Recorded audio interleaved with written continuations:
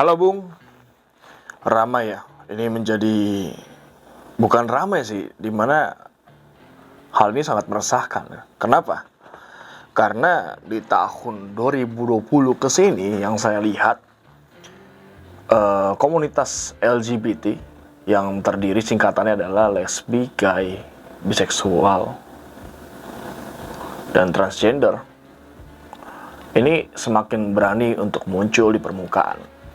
Coba kita lihat beberapa waktu tahun lalu, di mana hal seperti ini menjadi tabu untuk dibicarakan dan menjadi tabu untuk dilakukan.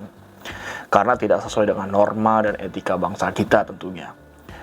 Saya tidak membenci komunitas ini, tetapi saya tidak mendukung pergerakan mereka. Kenapa? Seperti ini loh jadinya. Coba bayangkan kepada di keluarga kalian, misalnya adik kalian atau anak kalian di masa yang akan datang, ternyata terlibat dalam komunitas seperti ini. Sakit hati tidak? Kalau saya sih pribadi pasti sakit hati dan merasa resah. Kenapa? Ya secara logika dan secara biologis, jantan ketika dipertemukan dengan jantan tidak bisa menghasilkan keturunan. Begitupun dengan betina dipertemukan dengan betina tidak akan bisa menghasilkan keturunan juga. Secara logika saja sudah jelas. Lalu kalau dikaitkan dengan agama sudah jelas dilarang, gitu kan ya. Hal-hal seperti ini. Saya tidak menyalahkan sepenuhnya kepada mereka yang menjalani hal ini. Ada beberapa mereka yang katanya sih, misalnya contohnya jiwanya perempuan tapi terkurung dalam jiwa laki-laki. Sebenarnya balik lagi kepada orientasinya, di mana kita harus sadar sepenuhnya siapa kita sebenarnya. Contoh saya, Vicky Firmanto. Saya seorang pria, ya tentu saya bersikap seorang pria. Dari jenis alat kelamin pun sudah terlihat ini seorang pria. Tidak mungkin menjadi wanita gitu kan ya. Kalau dipaksakan seperti melawan hukum Tuhan bukan sih? Atau melawan alam semesta gitu ketika pria ingin menjadi wanita. Ketika wanita ingin menjadi pria itu sudah sangat salah besar gitu ya kan ya. Secara moral, etika sudah jelas ini tidak baik gitu loh.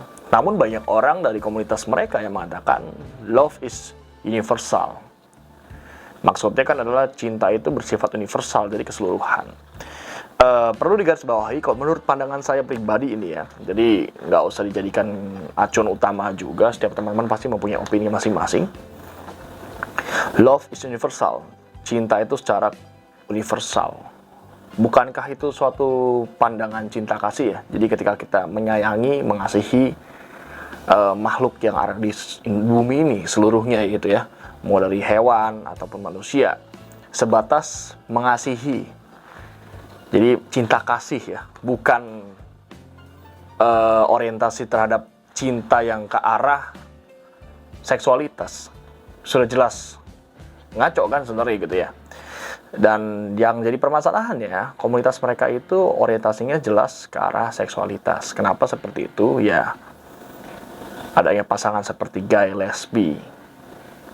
Gini loh, ketika pria menyukai wanita karena ketertarikan tentang lawan jenis, endingnya nanti ketika mereka di finish hubungan itu, mereka masuk ke pelaminan dan mereka bisa mempunyai anak. Pertanyaannya, bagaimana dengan mereka yang mungkin laki-laki dengan laki-laki, perempuan dengan perempuan? Finalnya itu bagaimana gitu? Tidak bisa melahirkan kan? Laki-laki dengan laki-laki tidak bisa melahirkan. Perempuan dengan perempuan juga tidak bisa melahirkan, sudah jelas gitu kan? Tapi ketika wanita dan perempuan itu bisa melahirkan keturunan. Binatang saya seperti itu. Saya rasa seekor hewan anjing pun, anjing jantan mengawini anjing yang jantan tidak mungkin. Mungkin ada beberapa yang terjadi seperti itu ya, tapi kan mereka hewan yang tidak mempunyai akal gitu kan, mereka hanya mempunyai naluri gitu kan. Bagaimana dengan manusia mempunyai akal yang sudah jelas salah, tetap dilakukan. Sebenarnya balik lagi ke pribadi masing-masing ya, itu urusan pribadi lu semua ya, nggak ada peduli. Tetapi kan ini sangat meresahkan, kenapa? Saya mempunyai sedikit pengalaman dari saya kecil sampai saya di usia saat ini. Dulu waktu saya kecil, saat saya dulu masih duduk di kursi SMP ya. Pada saat SMP saya pernah punya pengalaman naik Metro Mini dari Tangerang ke Jakarta. Itu Metro Mini 80 ya. Ketika di area Pesing, itu saya duduk sendiri, masih kecil lah. Saat itu saya juga, saat SMP saya suka keluar kota, naik bis sendiri, naik kendaraan umum. Tiba-tiba saat itu saya duduk sendiri ya, ada seorang pria tua yang mungkin sekitar umur 40 sampai 50 tahun lah ya. Perawakannya kurus, nggak terlalu tinggi.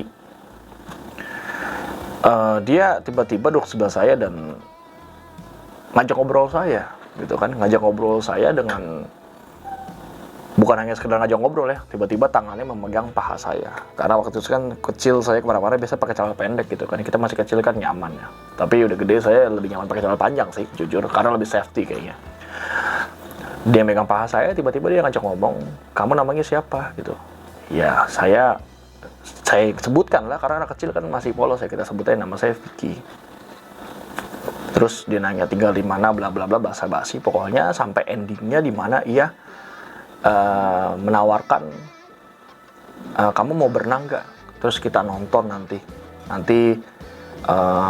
apa ya disebutnya kalau nggak salah, Om kasih boneka kalau nggak salah. Bayangkan saya pria laki-laki, dia diajak nonton, diajak berenang, dan mau dikasih boneka, kan agak bermasalah seperti pola pikirnya ya. Dan saya tentu pada saat itu dakdikduk jantungnya, masih kecil kan. Saya menolak, langsung bilang, nggak mau om, terima kasih. Pada saat SMP itu. Tak lama kemudian dia turun di nggak jauh dari situlah. Ini kan meresahkan dan bermasalah komunitas LGBT ini. Kenapa? Ini masih kecil mau jadikan korban. Untungnya pada saat itu saya berpikir jernih, langsung menolak, tidak langsung ngikut aja gitu kan ya.